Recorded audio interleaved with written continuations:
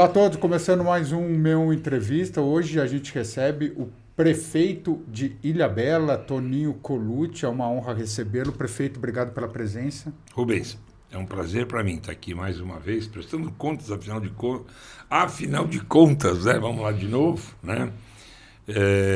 A vida do político é prestar, né? Explicar para a população algumas atitudes, né? Algumas decisões políticas. E eu já sou prefeito pela quarta vez, então a gente acha normal esse tipo de entrevista onde a gente é questionado e a gente responde o porquê de algumas coisas. Muito legal. Vamos começar pela novidade lá. O senhor Ilhabela tem uma nova, né, UTI, pronto-socorro infantil do Hospital Mário Covas. Qual que é o próximo passo para a saúde pública de Ilhabela e quando a população poderá contar com a reforma do pronto-socorro adulto? Então, vamos lembrar que o projeto é reformar, né, modernizar o Hospital Mário Covas, né? O Hospital Mário Covas, eu era provedor da Santa Casa, depois secretário de Saúde, quando a gente iniciou um trabalho, né, pegou um trabalho iniciado e, de repente, esse trabalho a gente entendia que não estava correto pela administração anterior, né, da ex-prefeita Nilce. E a gente lutou muito para algumas coisas não acontecerem. Quando o ex-prefeito Manuel Marcos assumiu, eu fui para a Secretaria de Saúde com o foco de trabalhar a saúde pública, mas em especial resolver o projeto do Hospital Mário Covas. Depois de 1 ano e meio, exatamente dia 2 de julho de 2002, então o Mário Covas completou aí quinta-feira, 24 anos, né? De funcionamento. E na época a gente transformou o que seria uma unidade mista de saúde num pequeno hospital.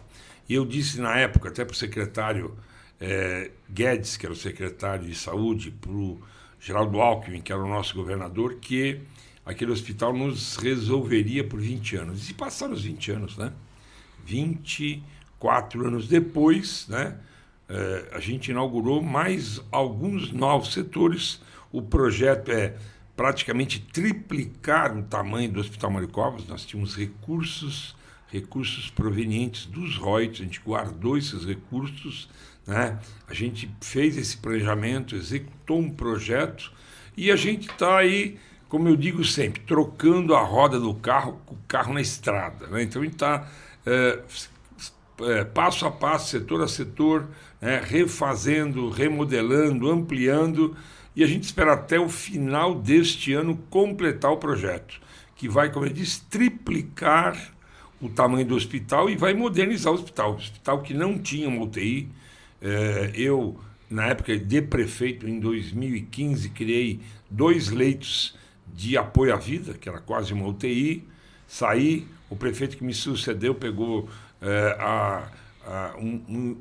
um setor que era o pós-operatório, né, que ficava ao lado do centro cirúrgico, e instalou mais 4 camas de UTI, ficou tudo muito apertado, muito improvisado, né? E agora a gente fez uma UTI de verdade, uma UTI que inicia o seu funcionamento com 6 leitos, mas que pode chegar a 12, pode duplicar os leitos, uma UTI que dá direito ao paciente de ter um acompanhante, uma humanização. Então, uma UTI que eu diria de verdade, das melhores, se não a melhor, da região aqui do Vale do Paraíba. Além disso, a gente criou um pronto-socorro infantil. A gente separou o pronto-socorro adulto do pronto-socorro infantil e agora nós vamos ter um pronto-socorro infantil para atender uma recepção, toda uma estrutura para atender o jovem até 12 anos, né? E vamos modernizar, reformar o pronto-socorro adulto. Então, agora a gente vai parar para reformar o pronto-socorro adulto. Então, vai ter um período aí que o infantil vai passar a ser infantil e também atender o adulto. Mas a gente espera até o final deste ano estar com tudo concluído. Ilhabela tem um hospital, Rubens, para os próximos 30, 50 anos, né? Eu tenho convicção disso. É uma grande vitória para a cidade, né? Para o morador de Ilhabela, para o turista, né? Eu digo sempre uma coisa, que para a cidade ser boa para o turista, primeiro ela tem que ser boa para o morador. Então, o hospital, pronto-socorro, nós temos lá uma clínica de hemodiálise que não tínhamos, Enfim, são muitos os ganhos, né, desse novo equipamento, da modernização, um hospital de ponta para resolver os casos de média e baixa complexidade ao morador, a quem está visitando Ilhabela. E o investimento é muito grande, né? Como é que o senhor tem feito para equilibrar as finanças lá? Pois é o que eu te disse, né? A gente, quando iniciou o projeto, quando eu voltei, eu já estou prefeito pela 4ª vez. Em 2021 eu retornei, a gente recebia a arrecadação de royalties, era uma arrecadação bastante gratificante, né? E a gente fez um projeto em cima disso. Por sorte, a gente fez poupança também. Vamos lembrar que Ilhabela é a única cidade, a única, do estado de São Paulo que recebia royalties e poupava royalties, né? Durante o nosso governo, nós poupamos 700 milhões de reais. Abriu uma caderneta de poupança que a gente batizou, né, de Fundo Garantidor ou, sempre esqueço o nome, Fundo Soberano, e nós temos 700 milhões lá. Já tinham depositado 300 milhões. No final do governo de 2016, eu comecei a fazer os depósitos. O governo que me sucedeu depositou 5% do que arrecadava de royalties, nós depositamos 25%, e são esses recursos que têm garantido, né, nesse momento de baixo recebimento de royalties, tem garantido a continuidade dos projetos que nós tínhamos assumido junto com a sociedade, quando a gente fez a lei de diretrizes orçamentárias para os 4 anos. Vamos lembrar que a gente faz uma lei e a gente aprova na Câmara, isso é fruto do projeto que você apresenta como candidato para a sociedade, você ganha a eleição e para a sociedade você apresenta um projeto, que inclusive você registra esse projeto, né?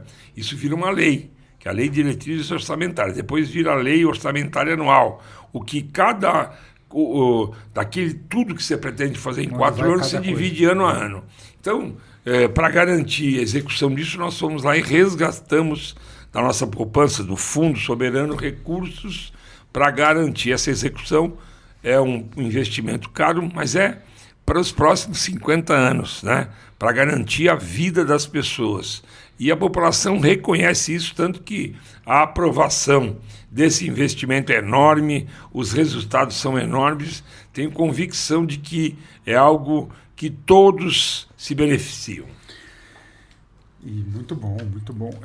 E a Ilhabela tem ampliado os investimentos em educação, né? Integral também. Quais são os indicadores que a Prefeitura utilizará para medir os resultados dessas novas então, investimentos? Primeiro, né, eu vou lembrar você que em 2009, quando eu assumi, Ilhabela só tinha sob responsabilidade dela da 1ª à 4ª série, né? O ensino infantil, né, pré-escola na época, e o 2º ciclo de ensino básico, da 6ª à 9ª, na época era da 5ª à 8ª, né? E isso ficava na mão do Estado, do governo do Estado, da Secretaria de Educação do Estado. E a gente decidiu que a educação era prioridade no nosso governo. E foi assim os primeiros 8 anos e continua sendo assim hoje. Então o investimento é pesado, só que para você ter tempo integral, não adianta fazer discurso, você tem que ter sala de aula, você tem que ter o dobro das salas de aula que existiam antes. Porque numa escola em que estudam 250 alunos de manhã e 250 alunos à tarde, se passar tempo integral, são 250 alunos só. Porque o mesmo aluno de manhã está à tarde. Ele não ocupa a sala o tempo todo, mas ela tem que estar lá à disposição dele. Então você tem que construir escolas, e a gente tem feito isso, né? Nós construímos novas escolas e ampliamos as escolas existentes, temos mais de 30 novas escolas durante o nosso governo. Então, é um investimento pesado, né? Contratação de profissionais, toda a equipe de infraestrutura, né? Então, merenda, limpeza, né? Professores, né? E salas de aula. Materiais didáticos, carteiras, lousas, né, aparelhos, tablets, né? Então é um investimento forte que a Prefeitura faz, mas tem trazido resultado, né? Os índices que medem a educação eles têm mostrado a recuperação. É lógico que a gente passou por uma pandemia, então ele estava num crescendo durante os 8 primeiros anos.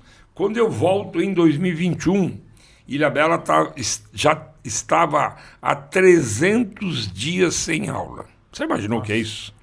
Né? A administração que me antecedeu parou por causa do Covid e não voltou. Quando alguns voltaram, ou a maioria voltou, ela não voltou, a educação de Ilhabela, e eu assumi dia 1º, na verdade dia 4 de janeiro, porque dia 1º foi uma sexta, né? Então 4 de janeiro, quando eu assumi, a cidade não tinha aula 300 dias.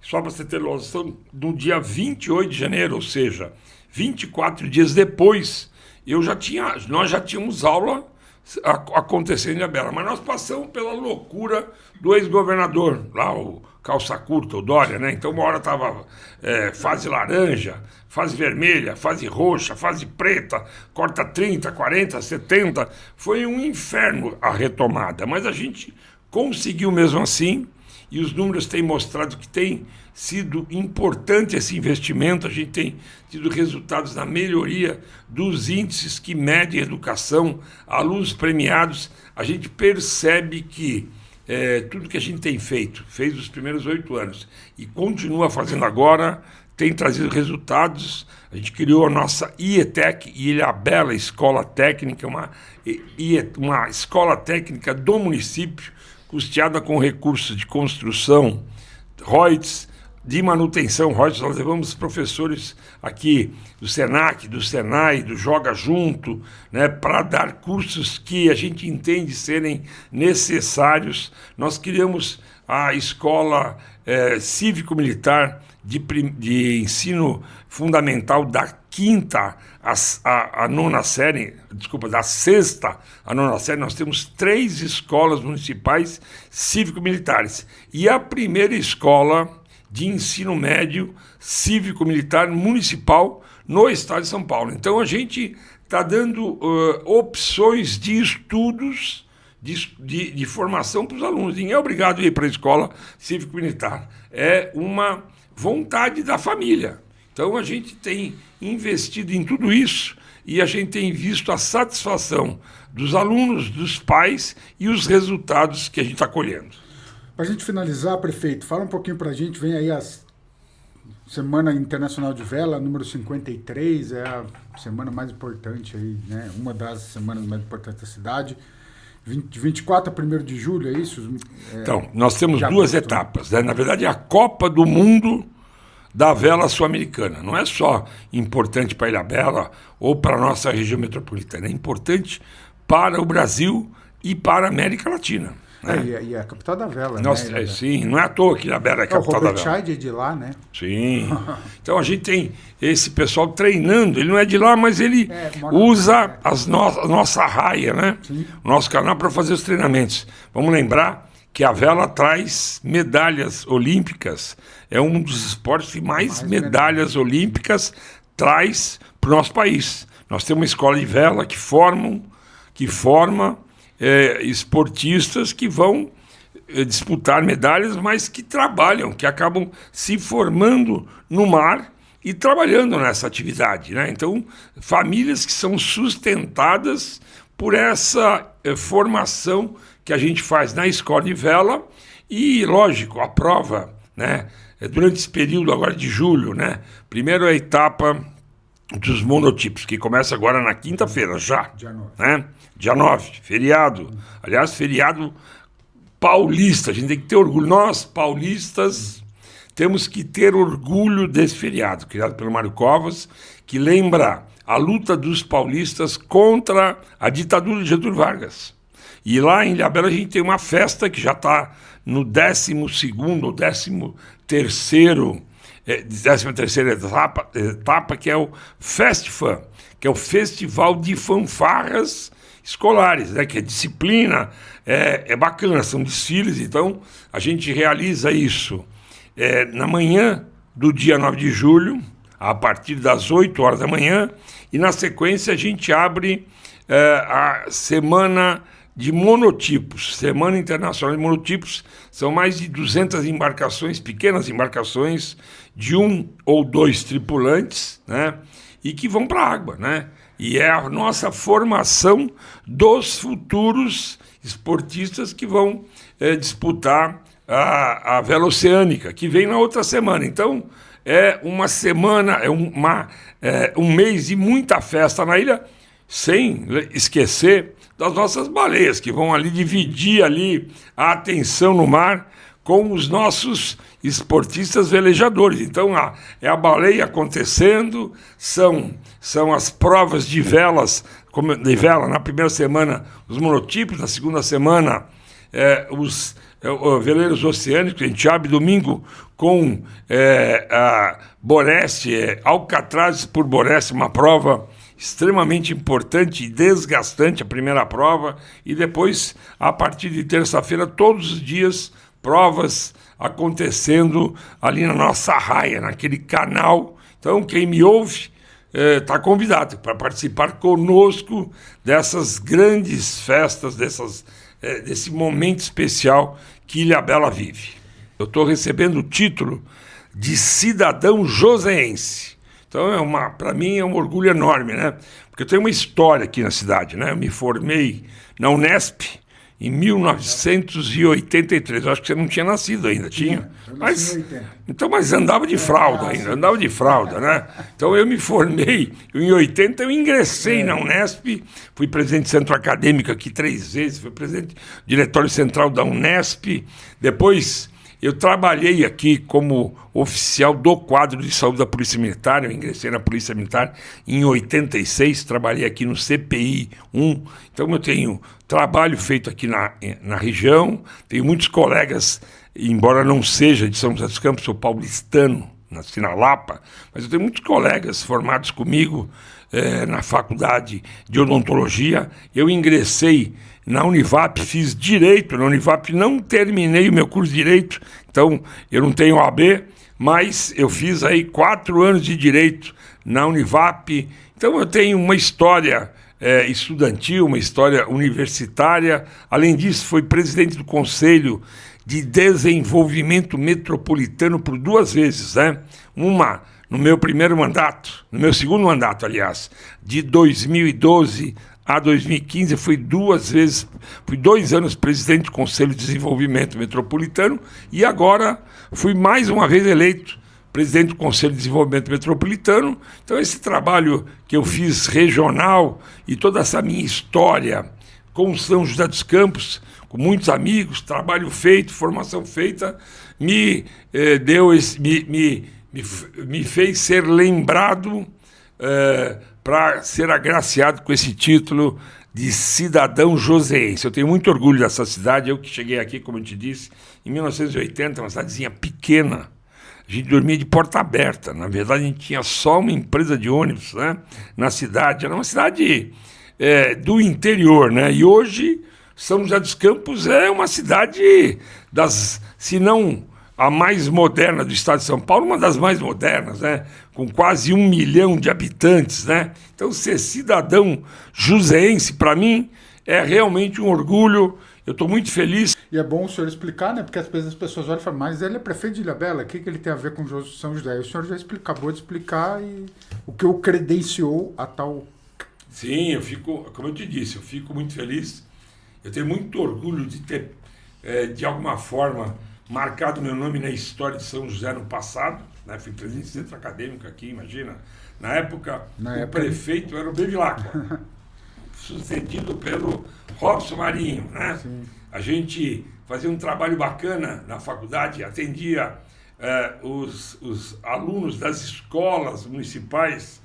A gente, ainda aluno, fazia um trabalho extramuros. 2 dias por semana, dedicava meio-dia para atender os alunos da rede pública municipal, porque naquela época São José não tinha tantos dentistas como tem hoje. Então, a gente fazia esse atendimento fora dos muros da cidade. Era uma coisa muito bacana. Então, a gente marca um pouquinho a história da passagem por aqui na Polícia Militar, como eu te falei, né?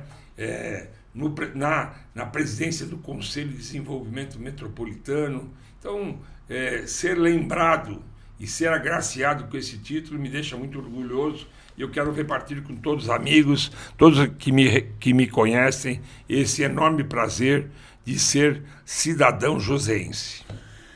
Isso aí, gente. Obrigado para quem assistiu. Espero que vocês tenham gostado. Obrigado, prefeito. Volto sempre. A hora que o senhor quiser, a casa está aberta. Muito obrigado. A gente está aqui para prestar contas.